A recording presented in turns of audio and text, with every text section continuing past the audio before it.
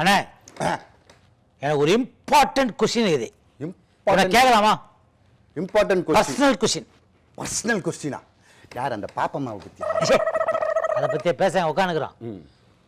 நீ யாருக்கும் தெரியாம பணத்தை மறைச்சு வைக்கிறோம்னா எங்க மறைச்சு வைப்ப? யாருக்கும் தெரியாம, முக்கியமா என் பொண்டாட்டிங்களுக்கு தெரியாம மறைச்சு வைக்கிறதுனா கன்றாயர்ல மறைச்சு வச்சிருவேன். சரி, உன்னை கேட்குறேன், நீ பணத்தை யாருக்கும் தெரியாம அனுப்புறதுனா எப்படி அனுப்புவேன்? உன் அன்றாயிரம் எடுத்து அனுப்பிச்சிருவேன். அறிவு கட்டணும், அசிங்கமா பேசாதடா. இந்த மாதிரிலாம் பண்ணுவீங்கன்னு தெரிஞ்சா நான் கழட்டி பத்திரமா வீட்டுல வச்சுட்டேன். நான் எவ்வளவு முக்கியமான விஷயத்துக்காக கேள்வி கேட்டேன், நீ முட்டாள் மாதிரி பேசுறியா?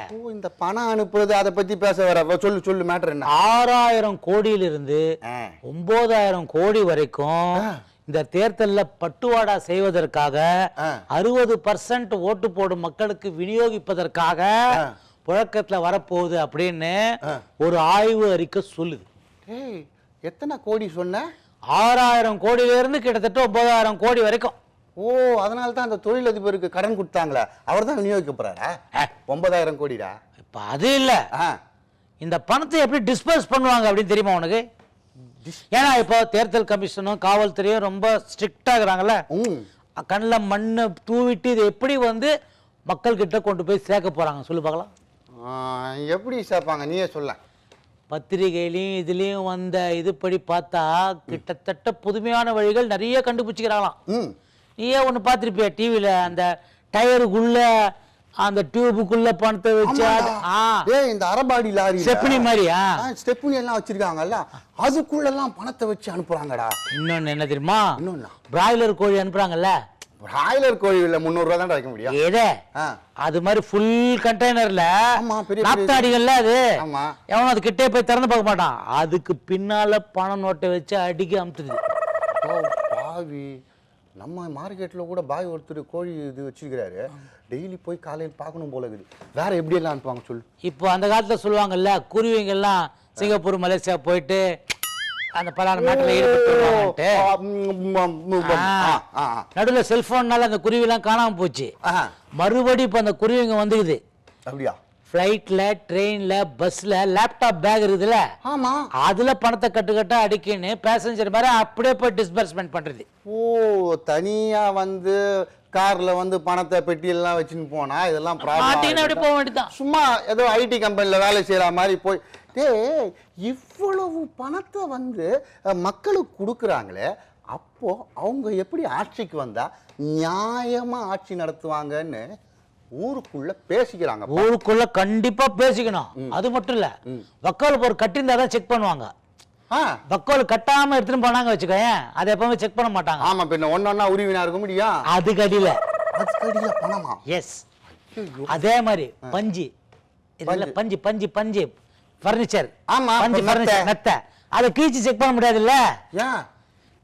கீழ்ச்சி எதுவும் இல்லைன்னா நாளைக்கு நீ இன்வெஸ்ட்மெண்ட் பண்ணணும்ல. ஆமா ஆமா ஆமா, அது கஷ்டம் தான், சோம்பேறித்தனம் வரும். அதனால அதுக்குள்ள வச்சு பஞ்சு வச்சு தச்சு அப்படி அனுப்புறாங்க. ஆமா. இதெல்லாம் தேர்தல் கமிஷனுக்கு தெரியாதா? இத்தனை வழி நீ சொல்றிய, தேர்தல் கமிஷனோ போலீஸ்காரங்களோ அதை போய் கண்டுபிடிக்க மாட்டாங்களா? அவங்க இந்த மாதிரி கேஸை பார்த்து கண்டுபிடிச்சு அது மீடியால லீக் ஆறதா தான் நமக்கு தெரிய வருது. இன்னொரு முக்கியமான விஷயம் சொல்றேன், கேட்டுக்கோ. இந்த பணப்பட்டுவாடால முக்கியமா பயன்படுறது ஜி அப்படின்னு போட்ட ஆம்புலன்ஸ் வண்டிங்க தான். அது மட்டும் இல்லாம ஷூட்டிங்க்கு வாடகை விடுறாங்கல்ல போலீஸ் காரு. ஆமா ஆமா, போலீஸ்காரங்க சீன் அதுக்குன்னு வாடகைக்கு அந்த வண்டிங்கெல்லாம் விடுவாங்க. கரெக்ட். அந்த வண்டிங்கெல்லாம் வாடகைக்கு எடுத்து ஏதோ ரோந்து போற மாதிரி அதுல பணத்தை வச்சு அனுப்புறாங்களாண்டா. பாவீங்களா? காவல்துறை வண்டியை எப்படி காவல்துறை செக் பண்ண முடியும்? இல்ல தேர்தல் கமிஷன் செக் பண்ண முடியும்? இப்படி இவங்க என்னதான் யோசிச்சாலும் எங்களை விட புத்திசாலித்தனமா சிந்திக்கிறாங்கன்னு தேர்தல் கமிஷனே சொல்றாங்கடா. அதனால இந்த பணப்பட்டுவாடாவை இந்த தேர்தலை பொறுத்த வரைக்கும் நிறுத்தவே முடியாதுன்னு யார் சொல்றது? நான் தான்டா சொல்றேன். ஆமா, கொடுத்தா வாங்கிப்பே நீ. எனக்கு எதுக்கு இவ்வளோ ரகசியமா அனுப்புறாங்க? இப்போ எல்லாரும் ஒரு சேனல் வச்சிருக்காங்க. அந்த சேனல்ல உங்களுக்கு இந்த இடத்தில் இந்த நேரத்தில் இவ்வளவு பணம் கொடுக்கப்படும் ஒரு சும்மா ஸ்க்ராலிங் போட்டாங்கன்னு வச்சுக்கோங்க, தைரியமா போய் நம்ம வாங்கிட்டு வந்துடலாம்ல. பாட்டாலே அடிச்சு மண்டை வச்சிருவேன். மறுபடி தேர்தல் கமிஷன் வந்து எவ்வளோ விழாவரே உனக்கு வந்து அட்வர்டைஸ்மெண்ட்டு அது இது போடுறாங்க. ஜனநாயக மறுபடி ஓட்டு அழிங்க, காசு வாங்கி ஓட்டு போடுறது குற்றம் அப்படின்னு சொல்லி உன் புத்தியில் ஏறாம காசு வாங்கி ஓட்டு போட வேண்டிய கொள்ளுல உன்னை. இல்லடா, இந்த மாதிரி எல்லாம் காசு கொடுக்குறாங்களே, இதெல்லாம் நம்மளோட வரி பணம் தானே, அது வந்து நம்மளே திருப்பி வாங்குறதுல என்ன தப்பே அப்படின்னு ஊருக்குள்ள பேசிக்கிறான். அண்ணே, ரீசெண்ட் டைம்ஸ்ல பார்த்தேன்னா இந்த முரசு தலைவி இருக்காங்கல்ல, ஆமா, டெய்லி ஏதாவது சென்சேஷனலாக ஒரு கமெண்ட் ஒன்று வச்சிடறாங்க. அது பயங்கர வைரல் ஆயிடுது.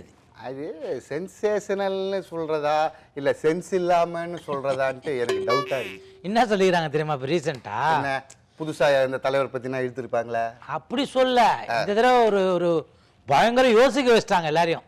என்ன அதாவது கேப்டன் வந்து நல்லவங்களுக்கு காந்தி மாதிரி, ஓ, கெட்டவங்களுக்கு கோட்ஸே மாதிரி அப்படின்னு சொல்லிக்கிறாங்க. புதுசா படம் எடுக்கிறாங்களா? டபுள் ஆக்ஷன் நெஜ லைஃப்ல அவங்க வந்து கம்பேர் பண்ணிக்கிறாங்க.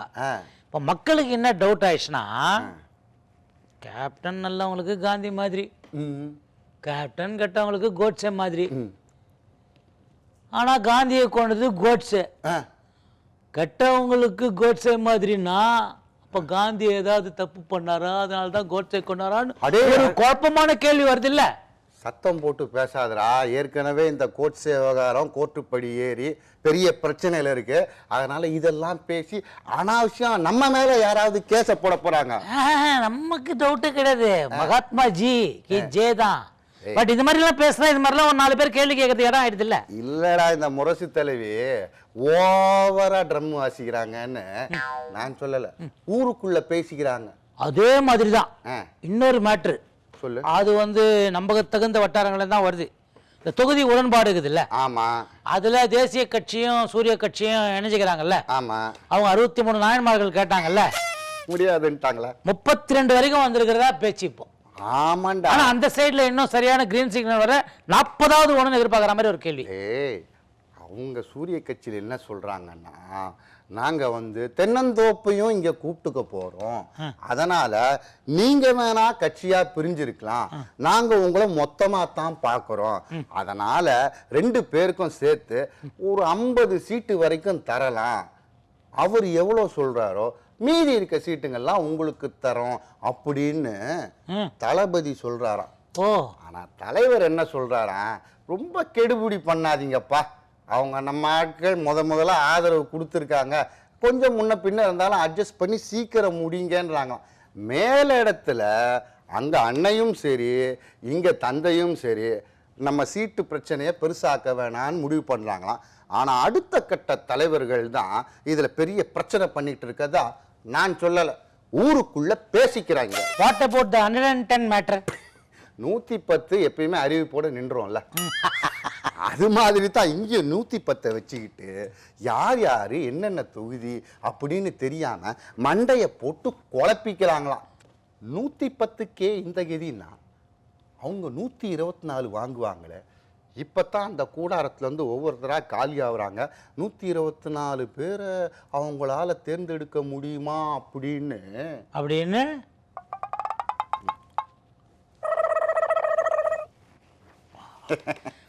இன்னொரு மேட்டர் சொல்றேன் பாரு.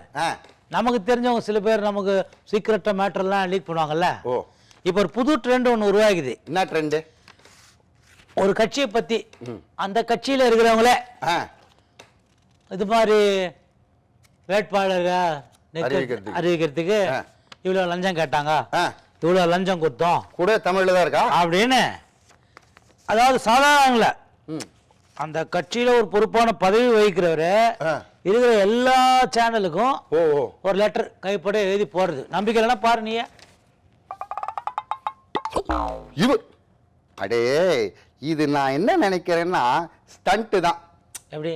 நம்ம இவர் இருக்கார்ல, இப்ப கூட ஆளும் தேசிய கட்சியில இருக்காரு, அடிக்கடி ட்விட்டர்ல நான் சொல்லி அப்பப்ப ஜனங்க நம்மளை பார்க்கணுன்றதுக்காக இந்த மாதிரிலாம் கதை விடுவார்ல, அது மாதிரிதான் இந்த சேனல்லாம் நம்ம பேரை சொல்லுவாங்க, இவருக்கு சீட்டு கட்சிருக்காது, அந்த வருத்தத்தில் கூட சொல்லியிருக்கலாம்.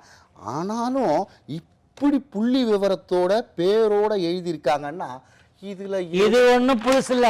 ஆ. இது மாதிரி எல்லா கட்சியில இருந்தும் ஆ. அந்தந்த கட்சியில இருக்கிற ஒருத்தரை அந்த கட்சியில இருக்கிற இன்னொருத்தரை பத்தி புகார் எழுதி எல்லா சேனலுக்கும் அனுப்புறது இப்போ ஒரு ட்ரெண்ட் ஆயிடுச்சு. பட் இது வந்து ஒரே காமெடி ஆகுது. இதெல்லாம் வந்து மொட்டை கடுதாசிக்கு என்ன மரியாதை கொடுக்கணும் அவ்வளவுதான். அந்த மரியாதை தான் கொடுக்கணும். அட பாவிங்களா, மழை காஞ்சி விழுந்துட்டேன், கொஞ்சம் தண்ணி தெளிச்சு எடுப்பாங்க, சுடுகாட்டுல கொண்டு போட்டீங்களடா. ஐயையோ, தப்பா நினைச்சுக்காது. என்னன்னா ஒரு புது கட்சி ஒன்று ஆரம்பிச்சிருக்காங்க.